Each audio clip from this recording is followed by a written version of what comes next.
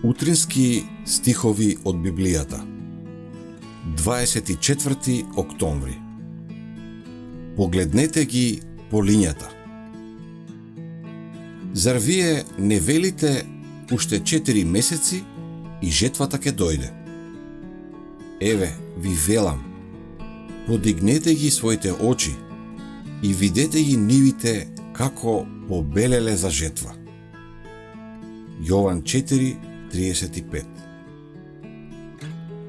Пред нас се наоѓаат пространи полиња на кои никогаш не продрела светлина. Каде и да погледнеме, гледаме богата жетва спремна да биде собрана, но нема кој да ја изврши жетвата. Се упатуваат молитви за победа на вистината. Браќа, што значат вашите молитви? Успех што ќе се одржи и поддржи сам од себе, без никаков напор од ваша страна? Мора да дојде до будење, до духовна обнова. Топлината на христијанската побожност мора да се подигне. Планови мора да се осмислат и спроведат за ширење на вистината на сите народи на земјата. Сатаната ги улулкува во сон оние што се нарекуваат Христови следбеници, додека насекаде околу нив души пропаѓаат. И каков изговор можат да му дадат тие на својот Господар за таквата небрежност?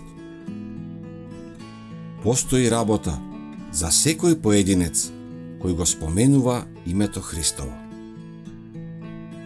Глас од небото свечено ви повикува на должност.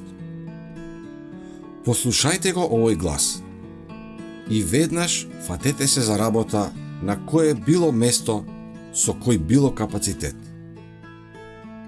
Зошто стоите тука цел ден без работа?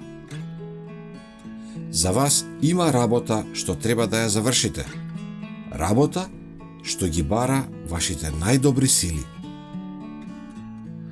Секој драгоцен момент од животот е поврзан со некоја должност која им ја должите на Бога или на своите ближни, а вие сепак стоите без работа.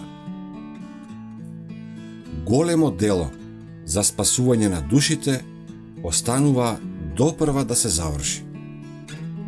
Секој ангел на славата е вклучен во оваа дело, додека секој демон на темнината му се спротиставува. Христос ни ја покажал огромната вредност на душите со тоа што дошол во светот со љубов во своето срце, насобрана од вечноста, нудејќи му на човекот да го направи наследник на сето свое богатство.